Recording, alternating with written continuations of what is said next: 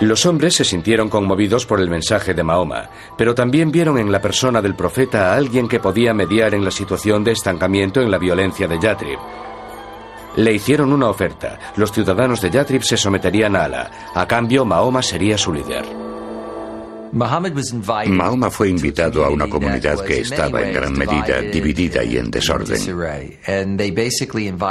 Y lo invitaron diciéndole que necesitaban un líder fuerte para que organizase y guiase a la comunidad. Mahoma vio la oportunidad de expandir el Islam en Yatrib. También vio el santuario que lo protegería, a él y a sus seguidores, de la persecución. Pidió a todos los musulmanes que recogieran sus cosas y abandonaran la Meca para empezar una nueva vida. Era una empresa arriesgada, pero los musulmanes estaban dispuestos a arriesgarse. Mahoma y su discípulo más próximo se quedaron hasta que la mayoría de sus seguidores había abandonado la Meca. Los líderes Quraysh pronto comprendieron que cuando Mahoma se marchase ya no podrían controlarlo y se convertiría en el líder de sus rivales y posibles enemigos. Tomaron una decisión. Mahoma debía morir antes de llegar a la nueva tierra.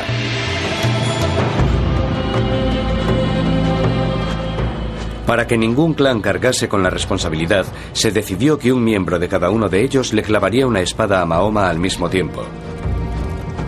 Los hombres buscaron desesperadamente por toda la Meca, pero Mahoma había sido advertido de la amenaza y había huido.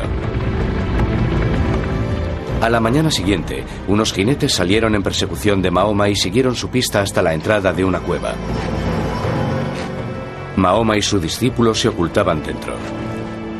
Pero la tradición musulmana dice que los asesinos Quraysh encontraron una paloma que anidaba delante de la cueva, cuya entrada estaba cubierta por una telaraña. Los Quraysh llegaron a la conclusión de que no podía haber nadie dentro. Alá había protegido a su profeta. La huida de la Meca en el año 622 es para los musulmanes la Égira.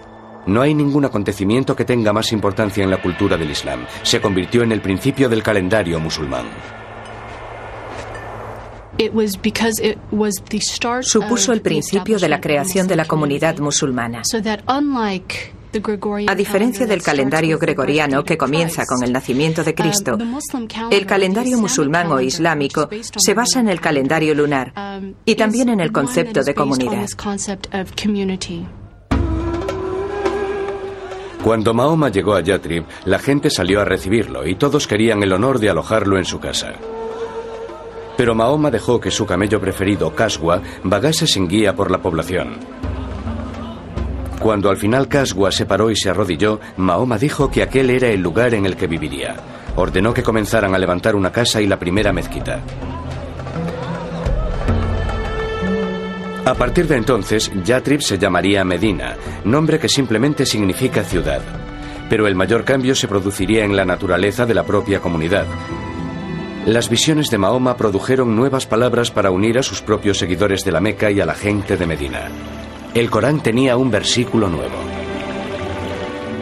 Aquellos que creyeron e hicieron la Égira, y aquellos que ofrecieron sus casas y su ayuda, son protectores los unos de los otros. Lo que él comenzó a crear en Medina fue algo que nunca se había visto en Arabia, algo totalmente nuevo.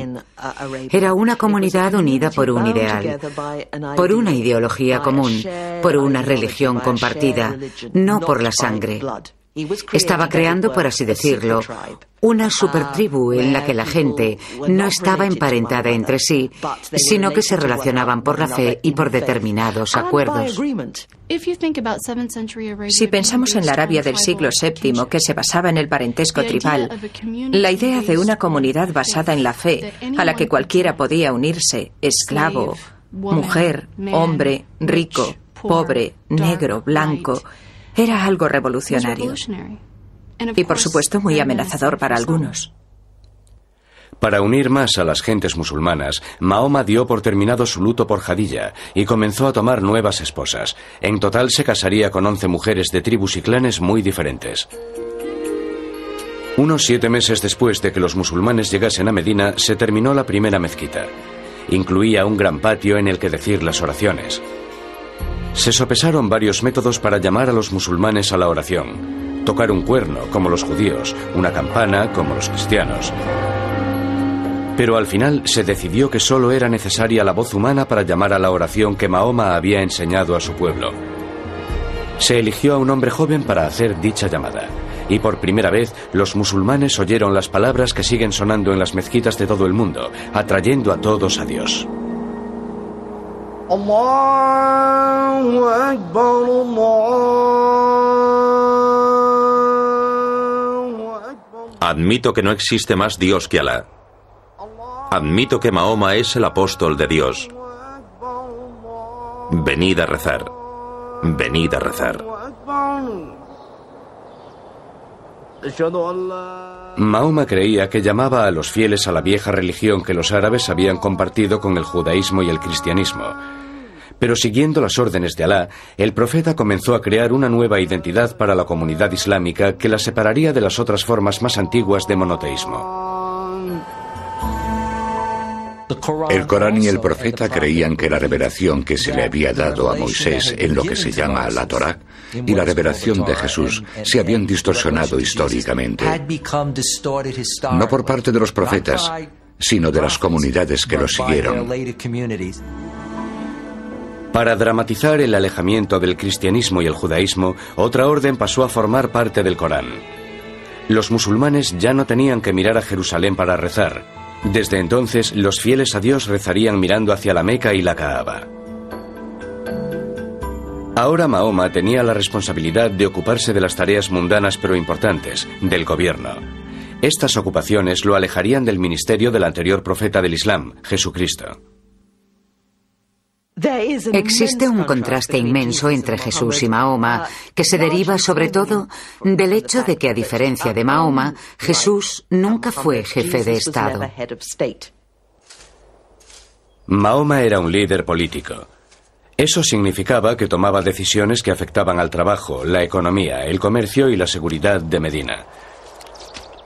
Para proteger a la combativa y joven comunidad, Mahoma sabía que la política básica de Arabia tendría que cambiar. Y eso significaba que habría que enfrentarse a la amenaza de los Quraysh. Mahoma acabaría buscando una solución que el mundo teme y muy a menudo asocia con el Islam. Recurriría al conflicto armado.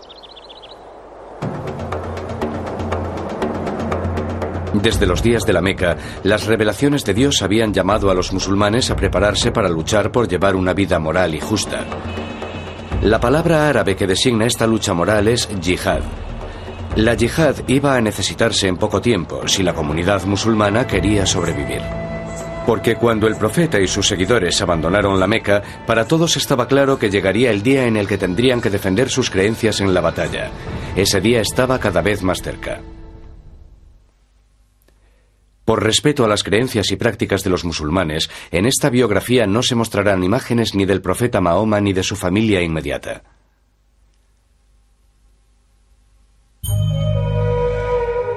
Aunque los fundamentos religiosos del Islam incluían el mensaje de paz de Jesús, también habían adaptado la tradición judía de la justicia. Los versículos del Corán que fluían de boca de Mahoma empezaban a incluir un mensaje que justificaba la defensa armada de la comunidad. Se les da permiso para luchar porque son perjudicados. En verdad, Alá el Poderoso acudirá en su ayuda. Son aquellos que han sido expulsados de sus hogares. Los planes de Mahoma para la defensa de la comunidad comenzaban a incluir la palabra yihad. Es un término que suelen citar los que se oponen al Islam como prueba de la confianza de esta religión en la violencia y en la guerra. Pero el verdadero significado de yihad es algo muy diferente. Yihad procede de la raíz arábiga yihada, que significa lucha. Se hace referencia a ella continuamente como una lucha en nombre de Dios. Si la yihad es financiera, se responde financieramente. Si la yihad es violenta, se responde con violencia. Y esas son maneras de restablecer la paz. Pero en la historia, los extremistas se apropian, en una etapa ya muy temprana, de esa noción de yihad. Y eso es lo que se relaciona con lo que los extremistas como Osama Bin Laden y Al-Qaeda hacen mucho más tarde. Apropiarse de este concepto de yihad para legitimar lo que ellos quieren hacer. Mahoma ya había hablado de la yihad cuando los musulmanes aún vivían en la Meca, pero las nuevas revelaciones hacían hincapié en un aspecto diferente de la yihad.